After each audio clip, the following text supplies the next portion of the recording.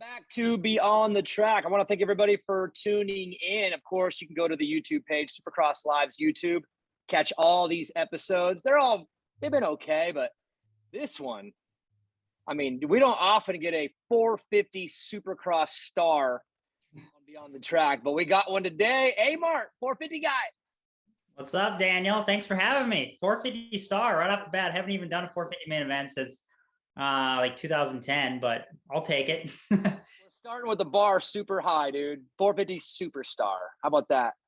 I'm not gonna lie, I've been talking to Mathis, and I know him and Weege and Mathis and Brayton have a group chat, and Steve's been really talking me up, and I'm like, bro, just take it easy. Take it easy, dude. Let me get in there a couple before you start. But he's your most loyal fan, so obviously it's he's gonna do that. So I'm a big A-Mart fan too.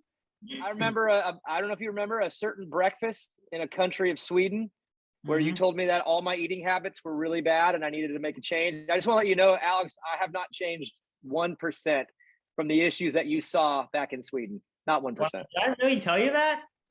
We were at breakfast. It was you, me, and my brother, and you were eating all good and I was eating all bad. And you're like, dude, no wonder you fade. And I don't think you said it that way, but I said I faded, and you're like, well, yeah, maybe it's because of the cereal you're eating. I don't know. I will always remember that breakfast at the hotel, though, you telling me that my diet needed to be better. Yeah. If I had that level of honesty with you, I must have really liked you, Daniel. Dude, well, we've always been cool. I like you better than your brother. Always have. He's cool too, but you get a bad attitude sometimes. So hey, pumped, dude. I'm pumped to have you on the show. And dude, let's start. Let's start with today. 3 onto a tabletop with the 450 power, no problem. Loving that power. Yeah. I was down here in Florida riding. Just got back from Club MX. I was up in Club MX riding up there in North Carolina for the last 3 weeks. And now I'm back in Florida. So I have a house, and my wife has a 4th grade teaching job down here. So this is home for us right now. But it's nice to have the little extra power. Today the track was pretty ruddy, and I was telling you before we started recording.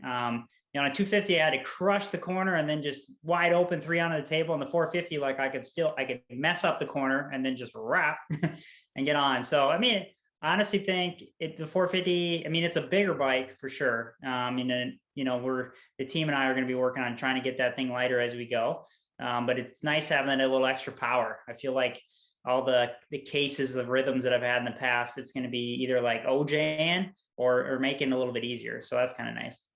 Yeah, I'm assuming there's a lot to learn over the next couple months and just learning how the power delivers, making changes. But I would imagine that's part of the fun part of the process, right? You've been a 250 guy for so long. It's almost like a little bit of a start over, a little bit of a refresh.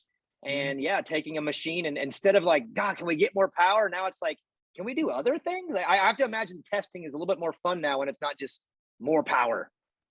Yeah, oh, absolutely. I was telling some of my friends and family, like when I started my career, back in 2009, when you and I were roommates in Sweden in 2009, when I was in my career at that stage, I never thought I would be a career 250 guy. You know what I mean? Like I thought a couple years 250 and then I go up to 450. It turns out when you're 5'4", 135 pounds, and there's 6 Geico rides and maybe 1 or 2 factory Honda rides. There's way more job opportunities. There's, if you're a podium guy in the 250 class, indoors and out, it's easier to get a job there and have one for multi-years. And this year I had a rough year. There's no doubt about it. Injuries in Supercross, injuries outdoors, and had me contemplating a lot about my life choices, and why I'm doing this. But I think like any racer, you take a little time off and you just, actually me and Brayton were talking about this, like when you hit the ground, you don't decide to retire right then and there. You really got to think about it. And I really do love this sport and I love racing. And I felt like I can't be done without at least giving the 450 a go for a year. So, well, and Alex, I'll tell you the truth. When I heard you were going to Club MX, I was like, oh, he's a perfect fit there. That 250 program's getting better. Their bikes were great last year. Those Yamahas, like perfect. And then I heard it was a 450 and I'm like, whoa, okay, I need to dive in to find out why this decision was made. Because again, dude, you've been a good 250 rider. You can still put up results on a 250. That team is up and coming. They've done a great job, but you go 450. So kind of take me through that decision Was there a decision to be made, or was it like, I'm going 450 regardless, may go find a home? Or did you talk to them about maybe that option and maybe riding a 250? Yeah, at first that was on the table, the 250. Brandon was like, hey, maybe let's do 450 West Coast, see how it goes, and then 250 East. And then we can do 450 outdoors. And I was just like, I was pretty adamant, like, I got to give this 450 thing a shot. I've seen so many of the guys, like I was in a championship battle with Cooper Webb outdoors in 16, and in championship battle outdoors with Zach in 17 and AP in 18. So like I've seen these guys go on to 450 and have success up on that level. And I was like, man, if I don't give it a shot, I'm going to regret it. And so, yeah, Brandon approached me, and basically after he talked to, it's like I said earlier, he was kind of on board for like maybe half and half, 250 and 450. And then after he talked to Yamaha, I think they were a little bit more interested in having me be 450 full time, which I was just like, all right, sweet, I'm in. So instead of pushback, the momentum moved in your direction. It was like, no, let's push this 450 thing. And you're like, okay, well, now we don't even have to negotiate. Let's just make it happen. So, dude, I'm pumped for you. I think it's going to be rad. Again, the power is going to be the first thing you notice, but how has the process been getting on the 450 indoors, blitzed and whoops, the weight of the motorcycle, plus you coming off of some injuries? Like, I mean, how are you feeling, and how has that transition been on that big bike? Yeah, I think you just said it right there. It's a big bike. Dude, they got a lot. Yeah, first time I put it on the stand, I'm like, guys, can we get a tie bolt kit now? I'm like, this thing's heavy. I don't know exactly like if it's 15, 20 pounds more, what it is right now. I'm not good with the technical side of it, but I will say you have to respect the bike. The first week or so in Supercross, we were up at Club MX, and I noticed like my timing was off, like, because all these years of 250, the engine braking of that bike, like in a lot of sections, because everything is built to scale so well these days, that like I can just hit stuff. Sometimes, I mean, I remember like mud races where you have to hit jumps first lap, and you kind of have like that muscle memory built up, where on the 450, like I'm starting from scratch, so it took me a full day, like jumping 3 into rhythms that normally on my 250 I would have done right away, just because my timing was off. And then in the whoops, for example, like, if you get a little kick sideways 250, maybe you can just mat it and kind of power through it. With a 450, my size anyways, like I can't do that. So I have to respect it a lot more. When you watch Malcolm Stewart go through the whoops on a 450, are you just mad? Moogie's got some I mean, dude, he's got the skill, obviously, but he also is just strong, and like, it's like, and the bike is little to him. You know what I mean? Like, me being short in stature like yourself, sometimes I get a little bitter when I see those big boys go through the whoops. It's like, you know what? That's not fair. I got to do a lot more than you guys got to do. Yeah. You and I think are on the same level, Danny, when it comes to like whoops. And, I mean, at the beginning of my career, like I was just straight up scared of the whoops. And I think it's something over time, confidence, and just over and over hitting whoop sections and going to races, hitting different kinds of whoop sections, you develop that confidence. And, and also too, like the preparation in the off season and just laps after laps and testing, getting the bike dialed in, that helps confidence in the whoops too. So I feel like my whoop speed's been pretty good the last few years of my career, but I think like guys like Mookie and Chase Sexton, like those guys are kind of on another level when it comes to whoop speed. Dean, Christian, these 6-footers, man, these 6-footers. Yeah. Hey, I remember, when I was, that transition, again, you're talking about being afraid of whoops, and then it starts getting like, you're like, oh, I got the technique down. I went through a little period where I would be going through them and people would be like, dude, you need to get back further. And it's like, I'm far back as I can go. Are you not looking at me? Like I'm maxed out. So I had to learn how to be more centered and use technique, because I wasn't gonna be able to use strength and length. So I have to imagine it was the same for you. That transition from going scared to whoops to being good in whoops came from technique, because that's how we got to do it, Well, I think you hit the nail on the head. Like for us, like when we get back farther, my butt is like right on, if we get kicked, my butt, and it sends me forward on a let off. So if we're like a little bit more straightened down, you don't get that kick, and it's a little bit more comfortable maybe, but you have to be committed and you have to keep the throttle on. I mean, that's really, like, I think over the years I've realized, like, being able to squat the rear and drive through the whoops. The minute you let off, you're basically going over the bars. So you're kind of done then, right? Like, so it's full commitment from the beginning. But again, if we're going to be small in stature, you can't go through it just blind commitment blitz. You've got to be able to be more skillful, and it's just what we've had to deal with, Alex. Hey, so I do want to go back in time a little bit and then work our way to now. 2009 is when I met you. I remember you being on a privateer Honda team and riding in SoCal. We were kind of riding down there a little bit together. That's when I met you.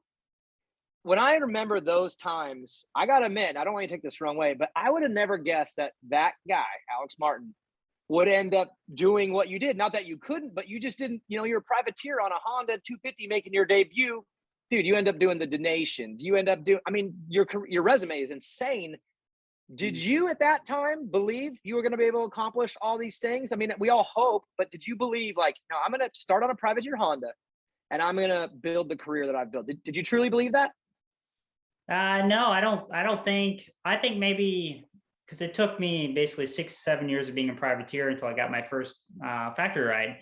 Maybe I could have expedited the process a little bit if I would have had that focus. And I just honestly, there's so many nuances, right, Daniel, with, my parents weren't that involved, right? They had Spring Creek Motocross Park. So they're wide open in the summer. And I didn't really have that structure that maybe the Alessis and Cincerellos had when they were younger, where their parents were constantly over them, hammering them. So yeah, it doesn't offend me at all. When you say that, because I was just a young kid, 18, 19 years old and out in SoCal for the first time. I'm like, dude, what's with all these Starbucks? There's Starbucks in every corner. Coming from Millville, I couldn't imagine road biking on the roads out there. Cause Millville, It's middle of nowhere. So, it was a lot for me to take in. And I think my skill set, I can remember Pastrana and people saying when I was younger, oh, the fastest you'll ever be is when you're 18, 19. And I think I really disagree with that. I've gotten faster. Even guys like Brayton won his first Supercross when he was 34 or 33. So I think if you have a lot of positive people in your corner and you keep working towards that goal and you stay healthy, injuries really are what ultimately slows all of us down. But if you can stay healthy and you find yourself a good group of people and good team, I don't know, I'm very proud of what I accomplished, especially the Dis Nations thing and being on several, 3 or 4 factory rides, teams. No, it's kind of surreal, to look back at it now. I'm going to be going into my 14th year of professional racing. Back in 2009 when we were just roommates in Sweden, and I was just young kid, just living, having fun riding a dirt bike. just riding that dirt cycle. Alex, it took you 6 or 7 years to get a factory ride, and then you had a great run there in that chapter. For me, I was a privateer before I even got a fill-in ride on Geico. I think I did 10 years before I got a fill-in ride.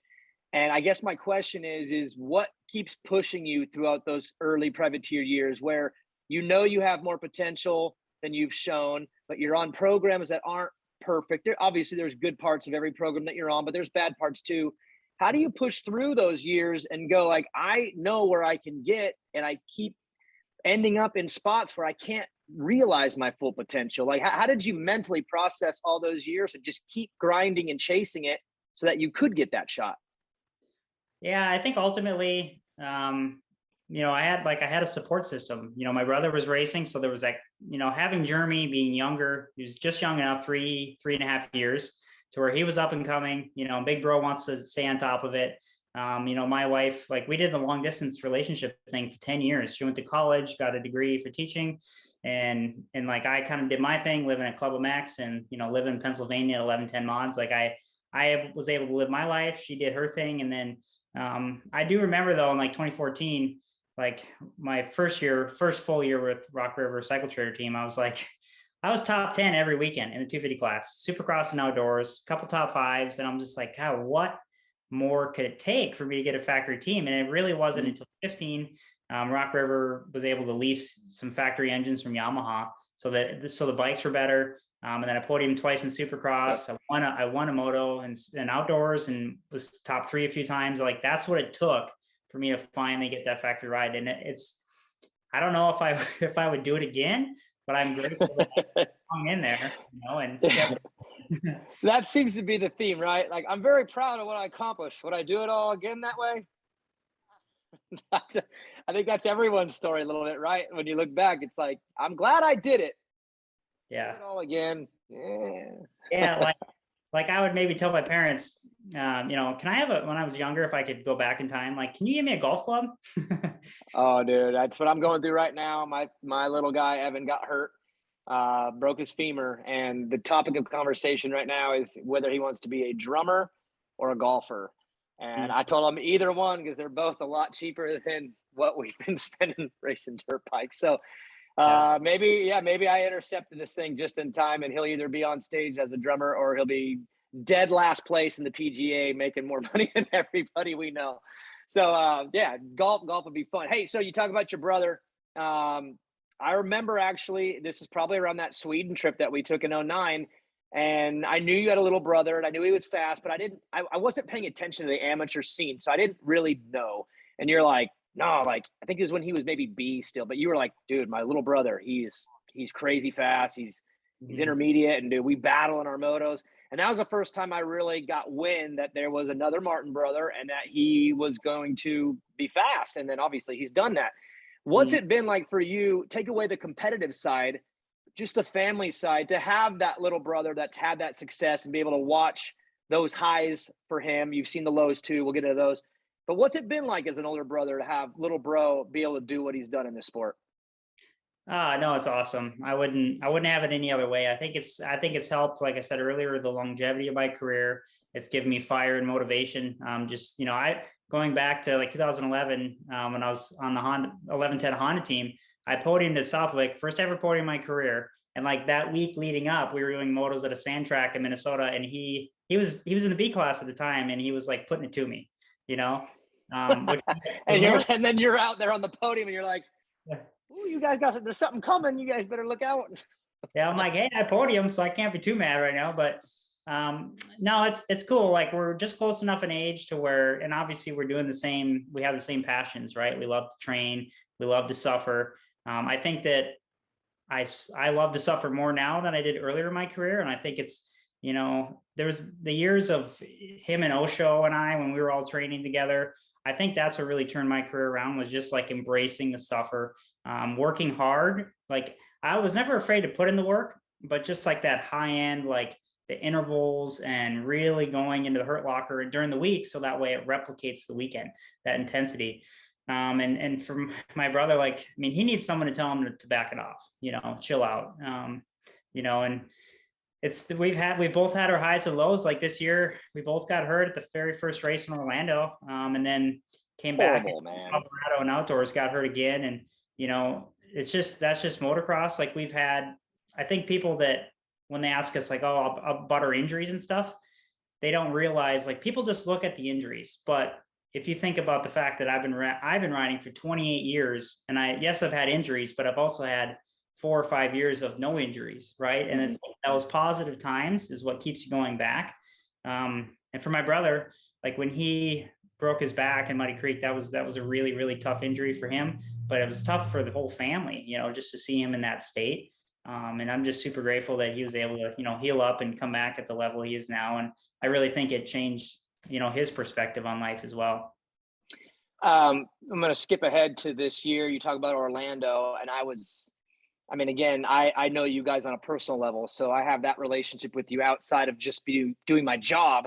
And I was just bummed that happened for both of you, because I had high expectations for both. I'm thinking this is going to be a fun year for you two. There's a little smack talk going on. And then to have him go down, and then a couple of corners later, you go down.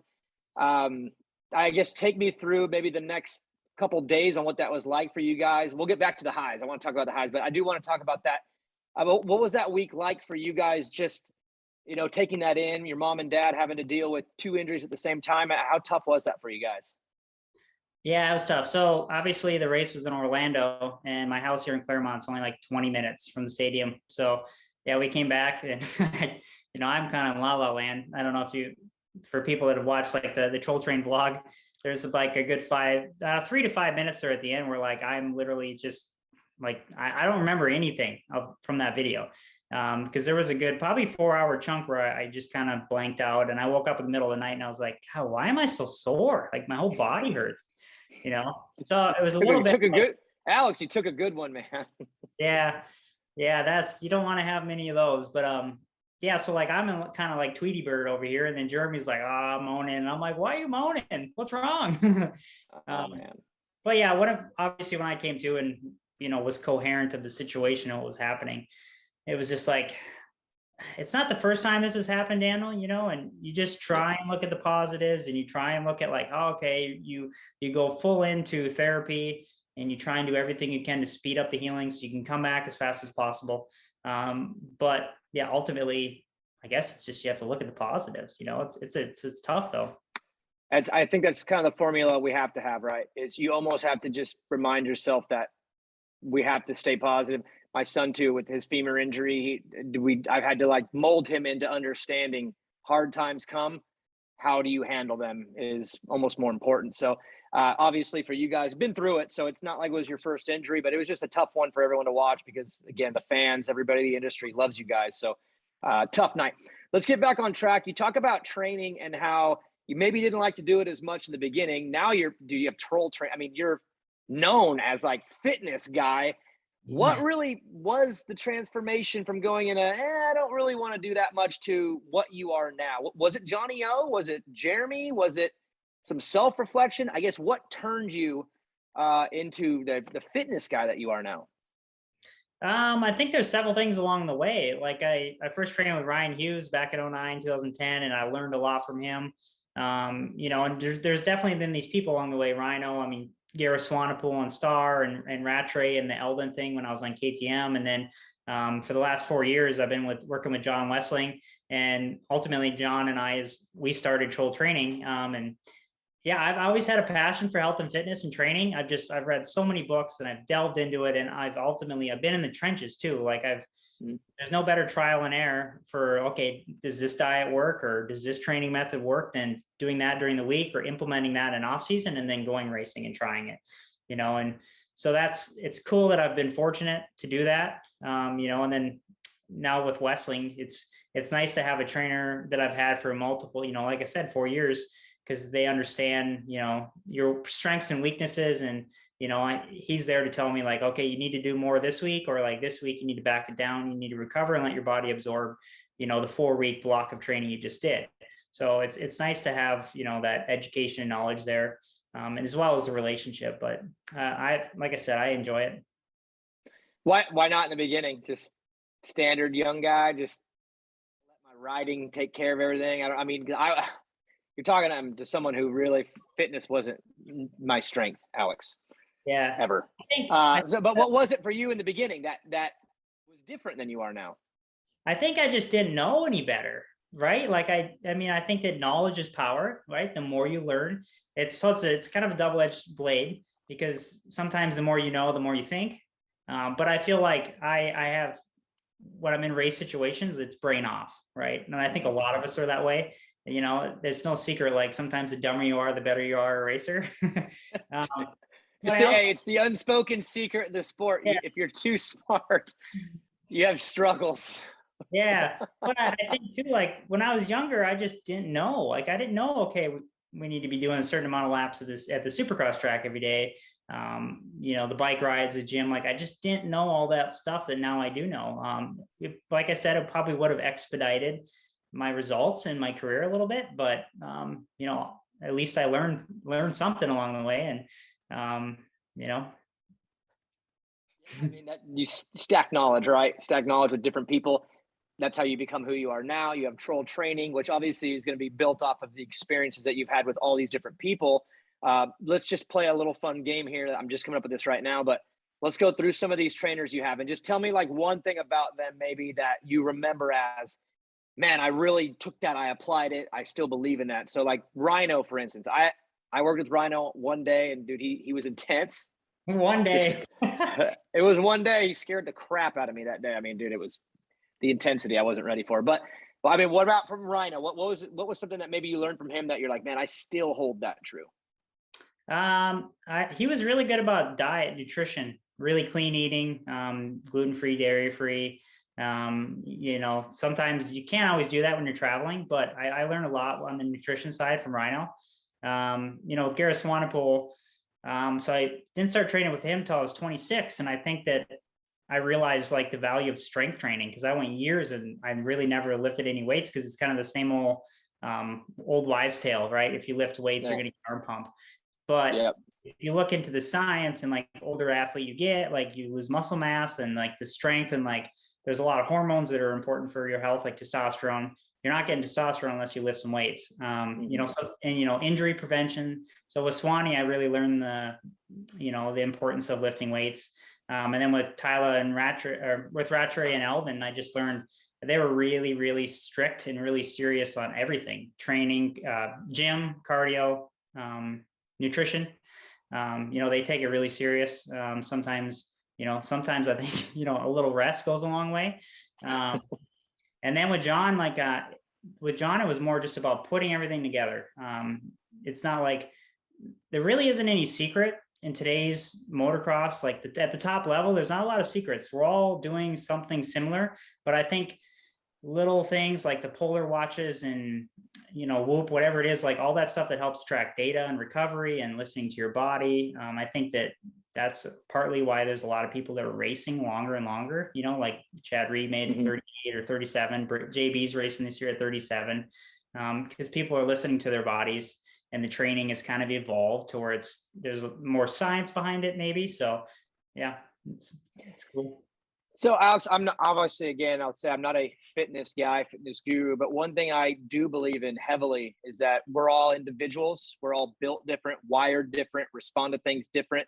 Have you learned throughout the years of training with different people how important it is to fine tune a program for you? Because even your brother, I mean, you and Jeremy, your brothers, we're all, you know, us three, we're all close to the same size. You would think, oh, what works for you will work for him. Have you experienced that throughout the years where you've learned what really works just for you, because you are you and your specific needs have to be met a certain way? There is no one size fits all. Has that process been learned throughout these years, and on how to make sure that you are at your best, and it might not work for even your brother who's very similar? Yeah, no, I think for me, Jeremy's always done like, you know, twice as much as me. You know, and I think it finally, like for me, it turned a page, like mentally, really, like when I was training with Swanee in 16, and we were both teammates on SAR. So we had it was cool because we had the same platform. And at the time, you know, he was still pushing, grinding, like long test days, doing that extra moto. And like ultimately I beat him that summer. And I remember like I passed him in the second moto. I loved it too. I was like, finally, let's talk about it. All right, let's get it out there. What happened in the second moto, Alex? Yeah, so I started behind him, and like I was behind him, and like he wasn't going forward, and I'm used to him like passing me and leaving me, right? And I'm like, God, he's like not going. I'm like, I got to go around him, you know? And so I passed him and ended up like passing Smith and then chasing down Joey and finished. I think I went like 8-2 for second overall. But like just passing him and dropping him in that second moto, like that mentally grenaded him and gave me a mentally grenaded him. Yeah. That's a good way to put it. But then again, you're watching him like grind it all out, and your like program might be more fine-tuned to you. You think that was just, again, you had to make sure that you were at 100% on that day, and maybe he wasn't at 100% because maybe he out grinded you during the week, and it's not always about the grind, right? You got to work smarter, not harder. And that's kind of my point, is you got to figure out what works for you. And I have to imagine that you found that over the course of all these different trainers, and now you know how to make yourself at 100% on race day. Yeah. Well, and yeah, ultimately you hit the nail on the head. Like Saturday pays the bills. You know, there's 20 minutes. Well, now 15, now it's 20 plus 1. That's where you get your paycheck, right? Like you need to work during the week, obviously, so you can be good on the weekend. But I feel like I've always been a little reserved on the week. Like I do put in my work, I put in my time, but I always have a little extra on race day. And you know, like I said, that Saturday pays the bills. So that's the priority. Tough question for you on that end. And I had heard this back in the KTM years, that you're training in Florida with the whole crew and it's just grind. And I won't say who, but someone told me that the youngsters are just wicked and they would beat you on the practice days and you wouldn't ride fully maxed out, that you were preserving, that you had already done the work. So it was more preservation.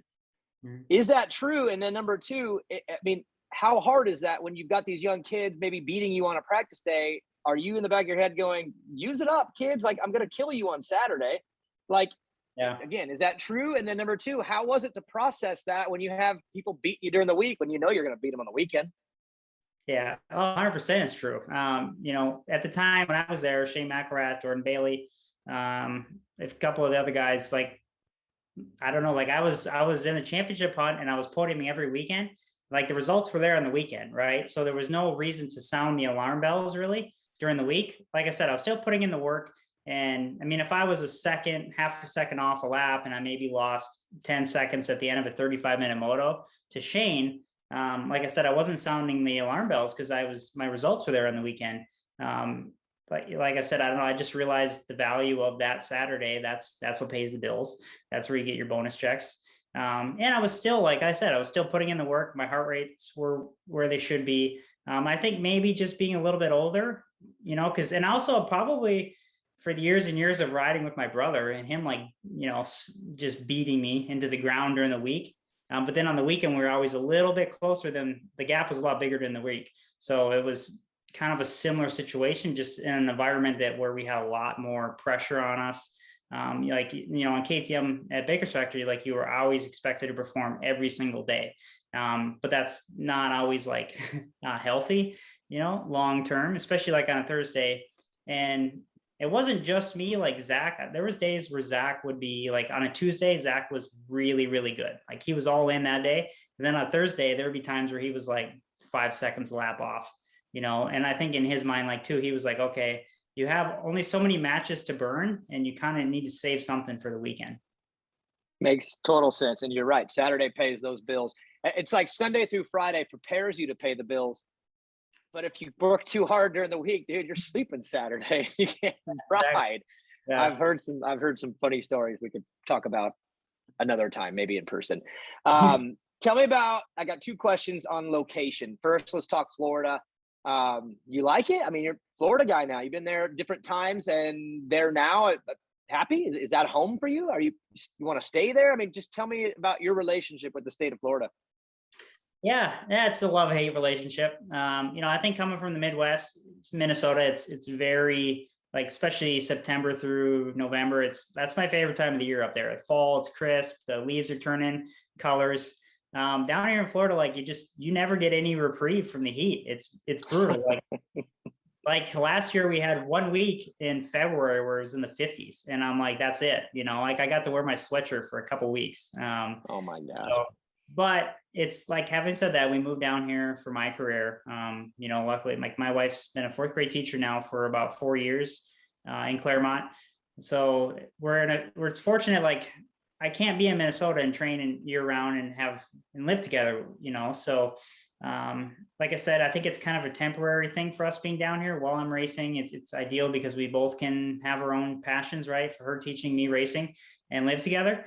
But both of her families are back in Minnesota. Obviously, my parents own Spring Creek, and her family's 5 minutes down the road. So I do see us going back to Minnesota when it's all said and done. Yeah. But you know, I think we both enjoy Florida for what it has to offer. We've made friends down here. You know, there's a lot going on. We're close to Disney and Universal, close to Feld headquarters in Tampa. You know, so it's a cool area for sure. And I think when it's all said and done, I'm gonna miss the winters here, you know, because it is nice. And below. I'm gonna be stuck in a snowbank somewhere. Yeah, so Dungy always talks about, he's like, kind of forgot about the winters in Minnesota until he was back in one. He's like, dude, it's bad. And then let's talk Minnesota. I need to know about this track that you and your brother ride at. Dude, where is that? What is that? It is like the coolest looking little loamy corner track. You know how you see videos online and you're just like, God, what is the deal with that place? And for me, whenever I see any video of you two at that place, it actually makes me want to ride a dirt bike. It looks freaking cool. What's the status with that place? I'm trying to think, because are you talking about the corner track up there? It's a corner track on the hill that's just a lot of left rights. There might be a couple of jumps, but it's just like the sickest corner track I've ever seen. I know you guys grind motos there. Jeremy, I've seen more videos of him than you, but I know you're both out there. Yeah, okay, so up on top of the hill, like basically if you were to follow Mount Martin all the way up the hill, and instead of turning around and dropping down, you just keep going. there's like a little plateau up there. And for basically since I was on a 65, my dad's it used to be called the grass track, because I think back in the 90s, like his friends kind of cut in a track up there. And then like as Jeremy and I's career started progressing, he would bring the dozer up there, and the jumps would be, he made jumps, right, for the 65s. And then when we got to 85s, the jumps got a little bit bigger, big bikes, a little bit bigger. And now you have these big, like 80-foot jumps up there, uphill, downhill. It's like a 2-minute lap time. We have a quarter track up there as well. And essentially my dad did that because with Spring Creek, there's a lot going on with like local races, practice days. And this was basically just a track where Jeremy and I could ride any day of the week, leave it rough, and get it rutted. It was just a good training track for us. And it's right up on the top of the hill. It's really convenient to get to. And it's honestly probably one of the funnest tracks I've ever rode. It just looks good. I don't know if it's just the green scenery around it or the videos I've seen, it's like cloudy with loamy dirt. I don't know. It just looks like something, I mean, at my point in life, like I'm not jumping to get on a bike for any reason. It's got to have a little something extra. So to me, it just looks like something that I would actually enjoy if you groom it. Cause I know you guys let it get rough, but on a nice fresh day, I'd be into it. If you're ever in Minnesota, you find yourself in Minnesota at Millville, I'll give you my bike and you can ride it, Daniel. All right. I love that. All right, I got to ask about some personalities. Alex, dude, you're a super good dude, very respectful, but yet you surround yourself with these certain people. We got Filthy Phil, and even your brother. We know. Yeah, all right, so let's talk about that. For us fans, you and Phil being together is great, but is that healthy for the two of you? I mean, is this going to be okay, being around Phil all year? That's debatable if it's healthy or not. So I think I was telling you earlier, I've been up in North Carolina training at Club MX. And so when I'm up there, I stay with Phil. And it's kind of been nice because I can fly back and forth and just, fly up and ride and then fly back on the weekends to Florida. So I'm there with Phil maybe 4 days, right, of the week. And it's like the first 2 days, he's happy, he's smiling. It's like he likes me there. And then the last 2 days, it's complete misery. There's dark clouds everywhere. Like I can't do anything right. If I leave a can out on the counter for 50 seconds too long, I'm getting yelled at. Like if I don't put the garbage cans away on garbage day. He's one of those? I didn't know he was like that. I'm like, bro, you're so bipolar. So now, in all seriousness, I Phil's one of my best friends, and I'm fortunate that he lets me stay up there. When he comes to Florida, he stays with me, and we have a very unique relationship. Like I think about my other friends that I have, and it's like a very just even keeled, happy relationship. Where with Phil, it's just like up and down, up and down. It's exciting. Yeah, it's very entertaining. That's for sure. You know how they always say, like, if the glass is half empty or half full, you could look at it two ways. I feel like Phil looks at everything like the glass is empty, no matter what. Like, if it's 3/4 full, it's empty. If it's full, it's empty. Like, and here, that's my brother's the same way. It's like the glass is always empty, no matter what. My brother would be the one that'd be like, "Yeah, I won the lotto, but I can't believe I have to pay all these taxes." It's like, no matter what, it's a bad thing. I feel like Phil has the same attitude, but I think we all enjoy it. Maybe we enjoy it more than he does himself. Yeah, I think I can look back now and just laugh. I'm like, dude, settle down, relax.